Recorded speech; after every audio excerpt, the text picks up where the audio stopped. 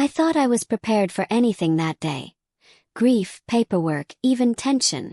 But nothing could have prepared me for those words. At the will reading, my parents sat across the mahogany table, calm as ever.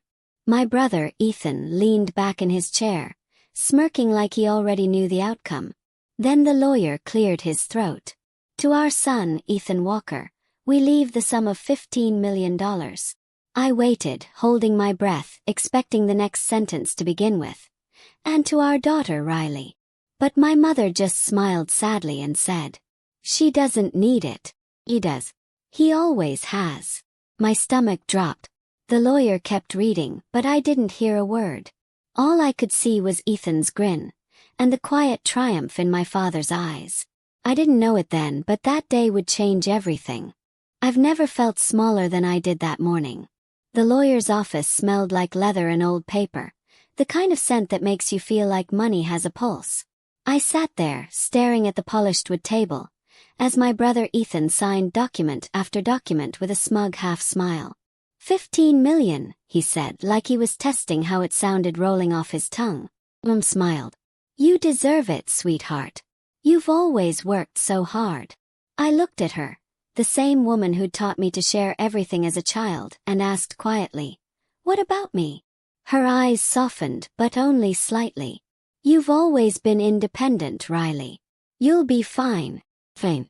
That word echoed in my head like a curse. Dad didn't even look up. "You've got your job, your apartment. You're doing well. Ethan needs a leg up." A leg up. He was already driving a Tesla and spending weekends at the lake house. I was the one who had paid for Mom's physical therapy when Dad's insurance wouldn't cover it.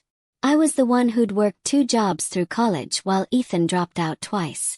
But apparently I was fine. I didn't say anything.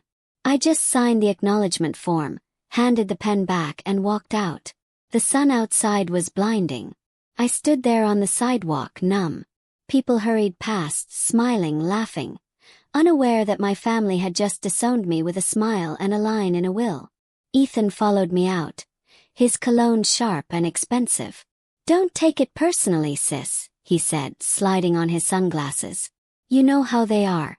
Dad just trusts me to handle things." "Handle what?" I asked. "The fortune or the guilt?" He chuckled. "Both, maybe." I wanted to hit him. Instead, I walked away. That night, I poured myself a glass of cheap wine and stared at the old photo of us. Christmas 2010. Ethan holding a new guitar. Me holding nothing because I'd asked Mom to donate my gift money to the shelter instead. She'd called me her selfless girl. Funny how selfless doesn't pay dividends. But something about that day didn't sit right. The way Dad had avoided eye contact. The way the lawyer hesitated before reading my name. I pulled up the official estate records online, scrolling through the file numbers. There was one document missing, a sealed codicil marked private addendum, not for disclosure without executor approval. It was signed by my mother, just 2 days before her death. My pulse quickened. Why would she add something after the will was finalized? And why had the lawyer skipped it? I didn't sleep that night. The sound of Ethan's smug voice replayed in my head like a looped commercial. "You'll be fine, sis." Fine. The word burned every time I remembered it. By midnight, I was still scrolling through the estate's online archives. The missing file, private addendum, haunted me. My mom wasn't the kind of woman who left loose ends. She was deliberate, careful. The kind who kept grocery receipts in labeled envelopes. Something didn't add up. The next morning, I called Mr. Hanover, the family lawyer. His tone was clipped. "Miss Walker, I can't legally discuss sealed documents. The will was executed according to your parents' wishes." "Whose wishes?" I asked quietly. "My father's or my mother's?" He hesitated, just for a second, but I caught it. "I'm sorry," he said finally. "Good day." Blick. I threw my phone on the couch. My gut screamed there was something wrong. My mother wouldn't have left me with nothing. Not her self-reliant girl. Then something else came back to me. 2 weeks before she passed, Mom had called me late at night. She sounded weak, but her voice had an edge of urgency. "Riley," she'd whispered, "if anything happens to me, promise me you'll look inside the piano bench." At the time I thought it was grief talking. I promised, but I never checked. That night I drove to the house, our old family mansion that now technically belonged to Ethan. The gates were locked, but the keypad code hadn't changed in years. 0-4-1-9, Mom's birthday. Inside, everything looked the same but colder. Ethan's touch was everywhere. Cigars on the table, bottles of scotch, expensive watches. No sign of warmth, no trace of Mom's gentle chaos. The piano sat near the window, covered in dust. I lifted the lid. The keys were stiff, a few out of tune. My hands shook as I opened the bench. Inside was a sealed white envelope with my name written in my mother's elegant handwriting. My heart pounded. Tore it open. "My dearest Riley, if you're reading this, I'm gone, and your father's decisions will likely confuse you. You have always been my conscience, the one who sees beyond money and pride. That's why I left something separate from the will. Something only you could find. Hanover knows, but your father overruled my wishes after I fell ill. Look for the box marked June 1998. The truth inside will explain everything. Love, Mom." My breath caught. June 1998, the year Ethan was born. I scanned the shelves, my pulse thundering. After 10 minutes I found it. An old shoebox labeled with faded marker. Inside were medical records, birth certificates, and a DNA test. 2 names. Ethan Walker. Non-biological child of Margaret Walker. Froze. The room tilted. Ethan wasn't my mother's son. And Dad had lied to both of us for decades. I sat there on the cold floor for what felt like hours, staring at the DNA report. Non-biological. That word pulsed in my head like a drumbeat. The paper slipped from my trembling hands. Ethan wasn't Mom's son. He wasn't our blood. Suddenly, every memory, every family dinner, every whispered argument, took on new meaning. The way Dad always defended him. The way Mom's smile never quite reached her eyes when Ethan boasted. It all made sense now. I took a shaky breath and snapped a photo of the document. Then, heart pounding, I called Alan, my coworker and the only person I trusted. "Alan, I need your help," I said. "I think my family's will is built on a lie." He listened as I explained everything, his tone growing sharper. "If this is true, Riley, it's not just emotional, it's legal fraud. Your father could have manipulated the estate distribution." That word fraud hit hard. Alan continued. "We need to verify those records. Meet me at the courthouse tomorrow morning." The next day, I stood under the courthouse's fluorescent lights as the clerk printed the official documents. There was again the same result. DNA test. Non-biological. Filed privately by my mother 6 months before she died. Why would she test him? I whispered. Alan leaned in. Maybe she suspected something. We left with copies of the report. But as we reached my car, I noticed a sleek black sedan idling across the street. Tinted windows. Engine running. "Alan," I said quietly, "we're being watched." He glanced over. "You think Ethan?" Before he could finish, my phone buzzed. Unknown number. "Stop digging, Riley. Um's gone. Let it stay buried." My hands went cold. Alan frowned. "He knows." That night, I confronted Ethan at his penthouse. The city lights glowed behind him as he poured himself a drink, unbothered. "You knew," I said. He turned, that same smirk on his face. "Knew what?" "That Mom wasn't your mother." His hand paused midair. For the first time the smirk faltered. "Where did you hear that?" "She told me," I lied. "Before she died." He scoffed. "You think that changes anything?" Dad made sure of the will. Mom's feelings didn't matter in the end. I stepped closer. "Why would Dad lie? Why give you everything?" He smiled again, but this time it didn't reach his eyes. "Because I'm the son he could control." You were always her." The word stung. He leaned closer, voice low. "Walk away, Riley. or you'll regret knowing the truth." I turned and left before he could see the fear in my eyes. But inside I was done being quiet. Alan's office smelled like burnt coffee and adrenaline. He typed furiously, pulling up financial ledgers and estate transfers. "Look at this," he said, pointing to the screen. "The 15 million wasn't liquid assets. It came from an offshore account opened under your father's name, but funded years ago by another party." I leaned in. "What party?" He zoomed in. "A woman named Lydia Cross." I frowned. "I've never heard of her." "She was your father's business partner in the 90s, Alan said. "She vanished after a scandal, corporate embezzlement. Guess who handled her defense?" "Your father." Felt sick. "You're saying he hid her money?" Alan nodded grimly. "And when she disappeared, he renamed the account under Ethan's trust. That 15 million wasn't inheritance. It was hush money, disguised as love." I sat back, my head spinning. "Ethan's her son." Alan looked up. "That would explain everything." I opened my phone, staring at the photo of the DNA test. My mother had discovered the truth. She'd found out that Ethan wasn't her child. He was the son of my father's mistress. That's why she'd changed the will. That's why he'd sealed the addendum. My hands shook as tears blurred my vision. "She tried to protect me." Alan nodded. "And your father buried her truth with her." We drove straight to the lawyer's office. Mr. Hanover nearly dropped his pen when he saw the documents. "You could go to the press," Alan said. "Expose it." Hanover paled. "Miss Walker, be careful.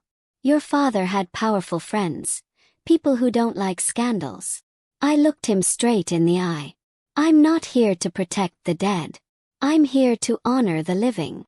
That night I drafted my statement. Every lie, every forged document, every name. I sent it to the investigative reporter my mom once trusted. By sunrise, the headline hit every major network. "Walker family empire built on decades of fraud, secret child, and hidden millions." My father's legacy was ashes within hours. Ethan called me, his voice trembling for the first time. "You destroyed everything." "No," I said coldly. "I revealed it." He exhaled shakily. "You'll regret this." "I already did. For 27 years. Hung up. But as I stood at the window that night, the city humming below, a part of me felt lighter. Mom's whisper echoed in my memory. "You'll be fine." And for the first time she was right. The news broke like wildfire. By morning, the Walker family name, once synonymous with class, charity, and power, was plastered across every headline. I didn't celebrate. I just sat by my window, coffee in hand, watching it all burn. I'd wanted truth, not fame. But truth always demands a price. Then Alan called. "Riley, you'd better come to the estate." When I arrived, investigators were already there. The mansion looked hollow, stripped of its illusion of wealth. Boxes everywhere. Police tape across Dad's study. Detective Morales handed me a folder. "We cracked your father's private safe. You should see this." Inside were old photographs, receipts, and a stack of letters, all from Lydia Cross. The first letter made my heart pound. "Richard, Ethan's enrollment starts next month. He looks so much like you. Margaret suspects something. Please handle it before it ruins everything." I stopped reading. My stomach turned. Alan whispered. "He wasn't just hiding money, Riley. He was hiding a life." Another letter caught my eye. Dated the same week my mother wrote her addendum. "If you tell her, everything falls apart. Remember what we agreed. Ethan inherits, and you protect me." Alan exhaled. "Your mom found this. That's why she added the private document." It all came together. The late-night calls, her quiet sadness, the way she stopped wearing her wedding ring months before she died. My father had betrayed her. Lied to me. Lied to everyone. But one final letter stopped me cold. "Richard, I'm not running anymore. If you can't fix this, I'll tell the truth myself. Lydia." It was never sent. The envelope was postmarked but unsent, Sealed, unsent, never mailed. Morales glanced at me. We believe Lydia confronted him the night she disappeared. His car was spotted near her lake house hours before she went missing. I stared at the photo in the evidence file. My father's black sedan parked in front of Lydia's cabin. My knees went weak. You're saying he killed her? Morales hesitated. We can't prove that yet. But if we find her remains, the financial trail makes motive clear. Felt sick. Alan placed a hand on my shoulder. You can walk away now, Riley. You don't owe anyone more pain. But I shook my head. No. He took her life, Mom's peace, and Ethan's truth. He doesn't get to take mine. He looked different when I opened the door. Unshaven, tired, the arrogance gone from his eyes. Riley, he said softly. Can we talk? I hesitated but let him in. He sat at the kitchen table, staring at his hands. They're going to arrest Dad, he said. You've ruined him. He ruined himself, I replied. He looked up, eyes burning. You don't understand. I knew. The words froze me. You knew.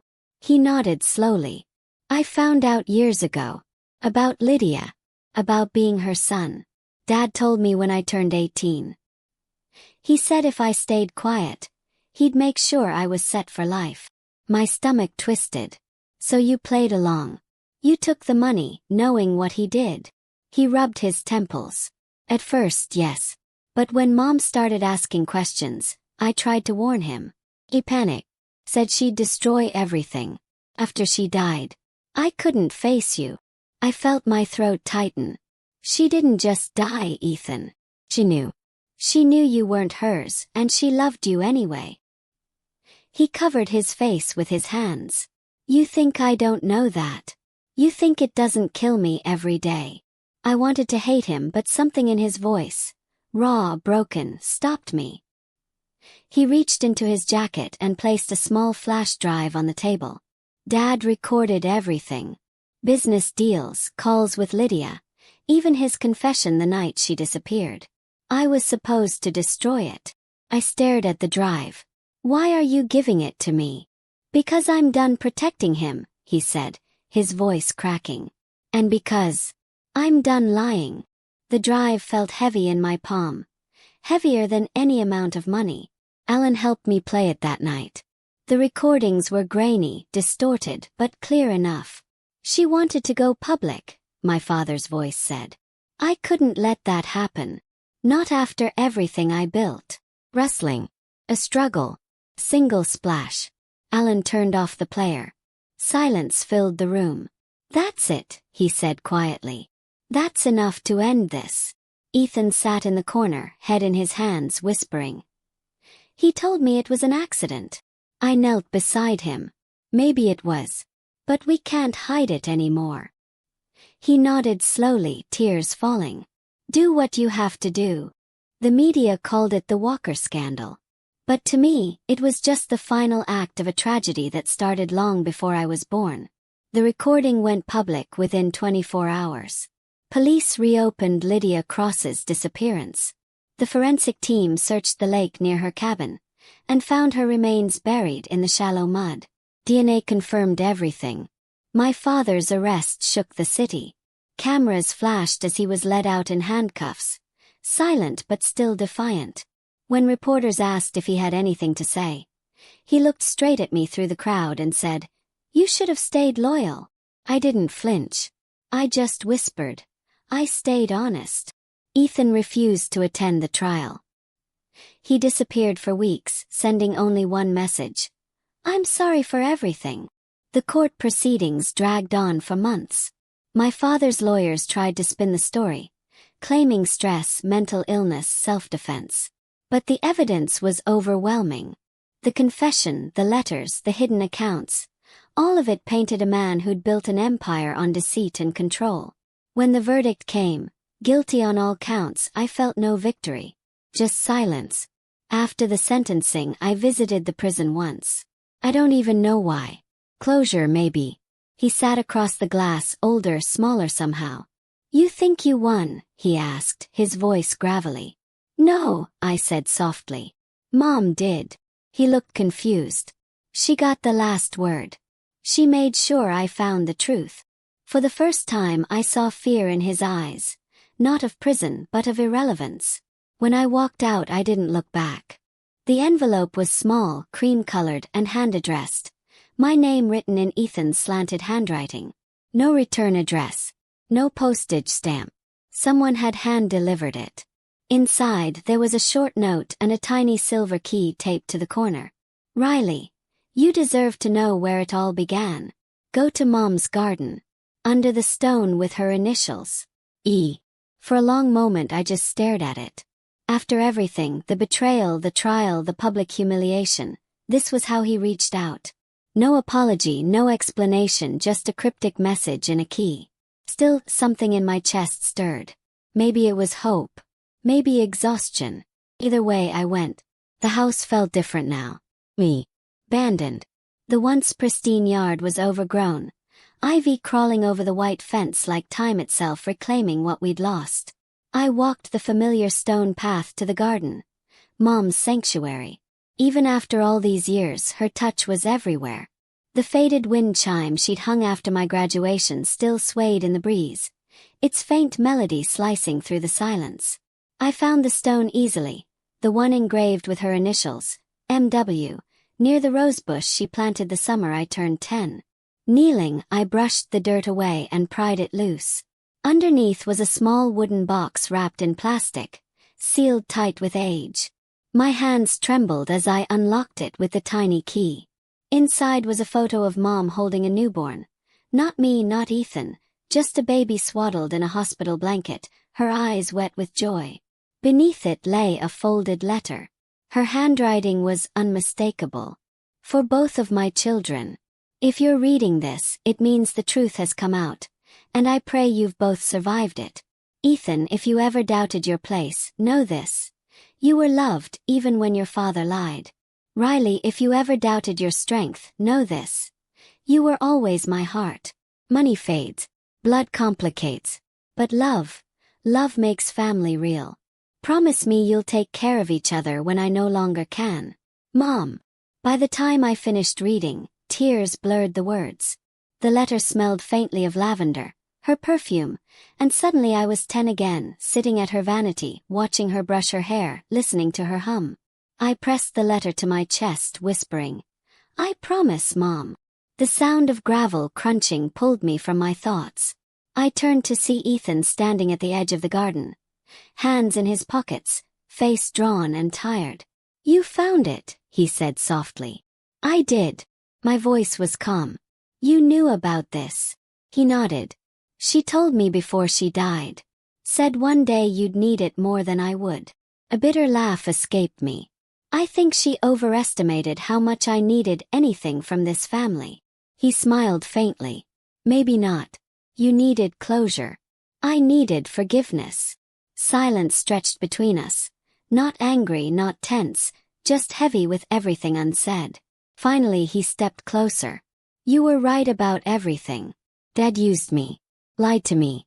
Lied for me. And I let him. But after the trial I realized. Mom loved me anyway. That's something I can't repay, but I can honor. I folded the letter carefully. How?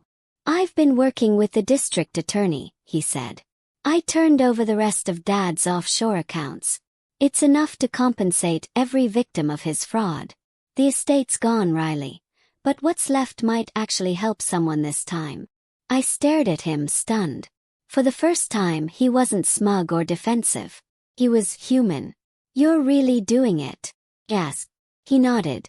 I owe it to her. And to you. Something inside me, something I hadn't realized was still broken, began to mend.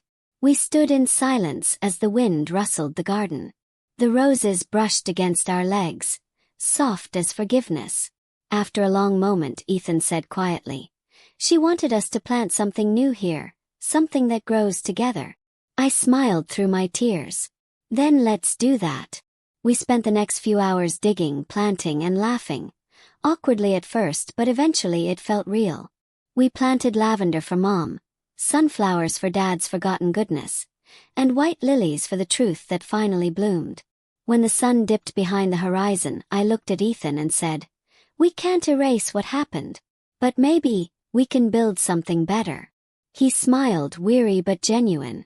That's all she ever wanted. That night, for the first time in years, I slept without bitterness clawing at my chest. The nightmares were gone. The silence wasn't empty anymore. It was peaceful. Soft piano fades in.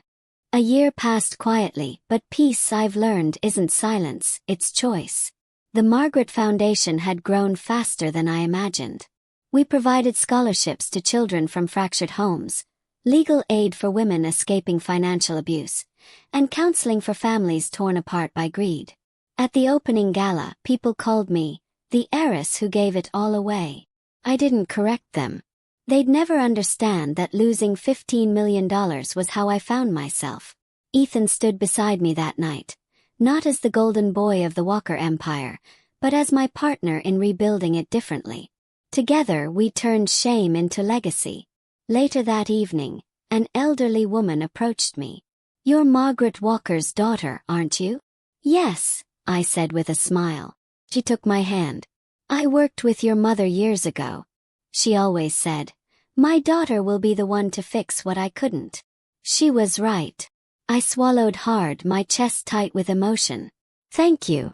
After the gala, I drove to the old house. The garden was glowing with fairy lights Ethan had hung earlier. The lavender and lilies had flourished. I knelt by Mom's stone and placed a single rose beside it. "We did it," I whispered. "You can rest now." The wind stirred, carrying the scent of lavender through the night. Soft, comforting, like her hand brushing my hair one last time. I sat there for a long while, watching the stars, remembering everything. The betrayal, the anger, the loss, the truth. It had all led here. Ethan joined me, holding 2 cups of coffee. "Still can't believe you drink it black," he said with a small smile. I laughed. "Still can't believe you show up on time." He grinned, sitting beside me. "Guess we're both changing." We sipped quietly, side by side. For the first time, it didn't feel like the end of a story. It felt like the beginning of one Mom had hoped for all along. My parents gave my brother $15 million because they said he needed it more. Maybe they were right, but not in the way they thought. He needed redemption. And I needed peace. In the end, we both found our share of the inheritance. The kind that money can't buy. On-screen text. Like, comment, to subscribe. For more cinematic stories of betrayal, truth, and redemption.